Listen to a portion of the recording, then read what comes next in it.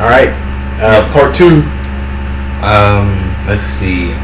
The Teen Titans actually go into hell. Yeah, they go into hell. They came up. I think they came up with a plan to. They're going to Raven is going to retrap Trigon into the crystal that she originally trapped him in, and so they have to go. They have to go to hell to do this. Right. And finding out a lot about Raven's backstory in this movie, which was great because there were a lot of mysteries in Raven's backstory that I didn't know that I was able to find out through this movie. Yeah. Because I knew Raven's mother was either an angel or human. Because it's been both, right? I think so. And I think in this iteration they just went with human. Yeah. And so she's half human, half demon, and so they go to hell with the help of Cyborg to try and stop the now free Trigon. And while they're in hell, the Justice League is back on the Earth plane, and they're fighting Trigon with everything they have. They're literally throwing everything they've got in him, and they are doing no damage whatsoever. None. It's like Superman can hit him hard and make him stumble, but he can't put him down. I think he was in the when this whole thing started. He was in the desert, and then he made it to the city. This is how hard they were fighting him. They were trying to get him out of the city. Right. But I think they knew they couldn't do anything. The main goal was to keep him busy while Raven remade the crystal to retrap him. Right. Now in hell, one of the greatest moments in this is Robin meeting up with Ra's al Ghul or Ra's al Ghul. Depending on how you pronounce it. Depending on how you pronounce it. And this is a good scene. This is Robin basically renouncing everything he's been taught and becoming a full member of the Teen Titans. Yes, which is glorious. Yeah. Now, we kind of skipped over just a tiny bit. Now, when they first get to hell, Beast Boy becomes afflicted with some sort of sickness. He begins to sweat. Yeah. He is in pain, and he just crumbles to the ground. Yeah. And then mutates into something. Abominations, like hell abominations, like not normal creatures for Beast Boy to be turning into. Yeah. And they never explain it. Yeah, it just happens. It's the second thing. There are only 2 points in this movie that I have problems with. 1, the Flash. 2, Beast Boy turning into hell demons out of nowhere, and no one explains what the fuck is going on. I mean, is it the fact that he's in hell? Is he being infected by his environment? I mean, what is it? Is it a one-time thing? Is he going to be able to turn into those creatures at will? I mean, they're just like, oh, okay, well, we need something to kind of advance the plot here, so we'll just have Beast Boy turn into a bunch of demons and help aid in the fight against other demons while Raven and Robin go and try and retrieve the crystal so they can reach out to Trigon, which is where Ra's al Ghul comes in, who has been charged by Trigon to protect the crystal and stop Raven from trapping him again. Yeah, and he tried to get, and then this is like, and then in that you get the moment where Ra's al Ghul tries to recruit Robin to help, and he basically says no. He's like, "You are now," and then the great line, "You are now Ghul." He's like, "No, I'm a Titan," and then it's like he goes up against Ra's al Ghul. It's great. fantastic. And really, and that's a great place to have that moment because you needed that moment. Really needed that moment because during what was the title? Son of Batman. During Son of Batman, you wanted to see Damian have that moment of clarity where he was like, "Oh, everything I've been taught is wrong," but that moment never really comes in Son of Batman, and you finally have that moment here in Justice League vs. Teen Titans. Yeah. And during their back and forth, Ra's al Ghul and Damian, Ra's tells Damian that Trigon is the reason that the Lazarus Pit exists on Earth. Like all of Ra's al Ghul's abilities came from Trigon. Yeah. Now they don't go into extreme detail as to how all of that came to be. They just mention it and then it's done. That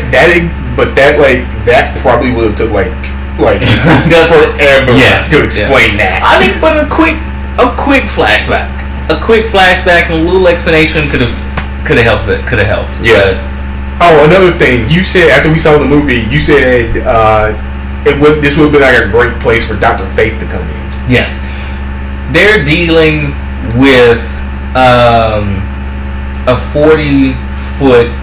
40-story tall demon stomping through. I believe they're in Metropolis. Is that what the Hall of Justice is? Metropolis? I think so. So Trigon is basically stomping through the city. Yeah. He's obviously a demon, therefore he is of the magic variety, and the DC universe has their magic hero, which is Dr. Fate, who makes 0 appearances in this movie, and you would think Dr. Fate, being the magic hero in the DC universe, or one of the magic heroes in the DC universe. I wouldn't call Constantine a hero. Right. Well, Zatanna maybe, but not Constantine. But he's nowhere to be seen. No magic user in the DC universe makes an appearance in this movie. It's really just the core Justice League members and the core Teen Titans, and that is it. But for Dr. Fate not to make an appearance, or not even at the end of the movie to say, "Oh, I sensed a disturbance in the magical force. I came as quickly as I could." Yeah, I don't think. Yeah, but see, also I don't think they featured Dr. Fate in the whole animated universe at all. I don't think so either. Nothing. No, not in the movies. He has not appeared in the DC animated movies. He has appeared in the DC animated television shows. Yeah, like dozens of times. But not in the movies. Not yet, no. Which I find to be strange. For them to have a magic battle and not to have him was a missed opportunity. A very big missed opportunity. But the movie was still solid regardless. Yeah, still solid. I guess they really just wanted Raven to just be the focal point of the movie, which turned out it's still great, still all good, but for Dr. Fate not to be there was kind of a missed opportunity. Yeah, Dr. Fate probably could have explained like a lot of things. A lot. And Raven being magic, she should be with Dr. Fate. Yeah. No, not the Teen Titans. Yeah, you could like teach her some things. But so Ra's destroys the crystal, and Raven has to find a way to trap Trigon in the tiniest of shards left in the crystal. Of course, she does. Otherwise, good guys win in the end, of course. Yeah. Okay, and then also another thing is, you remember, like in the original show, like the only magic spell she ever spoke was Azarath Metron Zenthos. Azarath Metron Zenthos, and it was the only magic spell she ever used, but it did all these different things. In this movie, she actually uses different magical spells.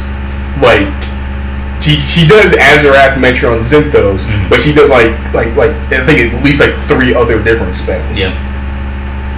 And I was like, oh, cool. She didn't just go straight to Azeroth, Metro, and Zinthos. That's cool.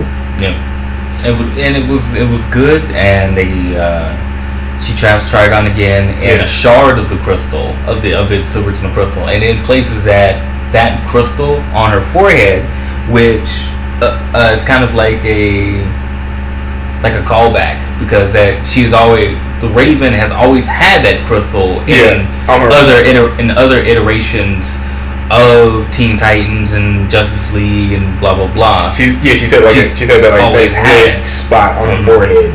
And in this movie, they kind of gave it an origin, but also at the same time changing her character to fit that origin. So Trigon is now trapped in that shard, which she now carries on her forehead. So literally, in order to keep watch over Trigon, she carries Trigon with her everywhere she goes. Yeah. And the best punishment for him is to watch her live her life the way she wants to live. Because he's in there, he's aware of everything. Yep, and can do nothing about it. Because he wants her to be evil, of course, and seeing her just live her life as a normal, somewhat normal, half-human being would be the ultimate punishment for him, and it fit really, really well in the movie. And at the end, we get Cyborg with the Titans like he should be. Yeah. And it all just kind of. And then it was like, and then that great moment where he tubes in and he's like, I got pizza, and the Justice League are on the screen. You're like, oh. Yeah, because he never told the Justice League that he would be leaving the Justice League to join the Teen Titans. Yeah. He just kind of did it. Yeah. And when he showed up and they were doing a debrief with the Justice League and the Teen Titans, and he just kind of showed up in the background, and it kind of made for a bit of an awkward moment. But Batman, being Batman, already knew what was going on, and just like, carry on. Yeah, carry on. And it's a great movie. It had comical moments. Like there was one moment where they were trying to find where Raven was. He's like, oh. And then Robin pops up at the little screen. He's like, oh, she's here. And they're like, dude, how do you know where she's at? I put a tracer on her. He's like, when did you put a tracer on her? About 30 seconds after I met her. But at the same time, I put tracers on all of you. And Jaime is like, oh, dude, that's just rude. That was a great moment. And a little bit, but, he was taught that knowledge is power. Yeah, absolute which he says in the movie. Absolute knowledge is power. You have to know absolutely everything about everyone, especially if you're going to be working with them. Yeah. Because there's a scene in the movie after Superman gets... We're kind of backtracking now. Yeah, there's a scene in the movie, earlier in the movie, after Superman gets possessed. Yeah.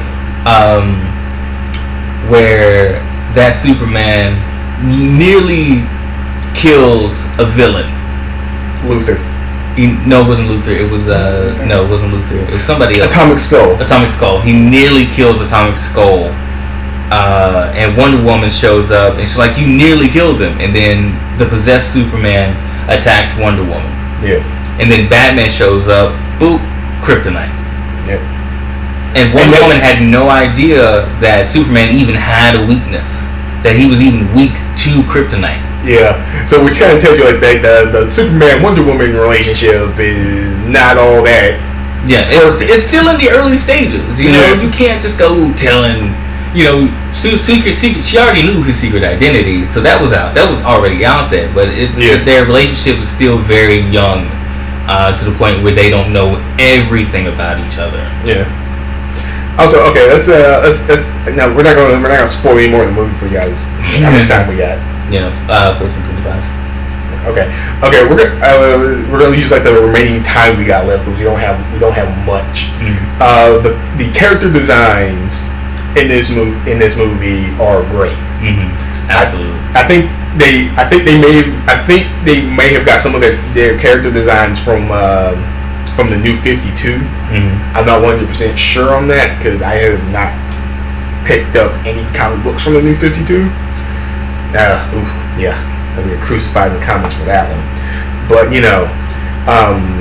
They did what they did do. They did do from Justice League War. They did do a slight redesign of Wonder Woman's costume, and she was wearing. I think she was wearing like in the redesign and like in Justice League War, it looked like she was wearing like a full body suit, but in this one, it looked like she was wearing like a suit with thigh-high boots because there was like a section missing on her thighs. It looked like that's what it looked like.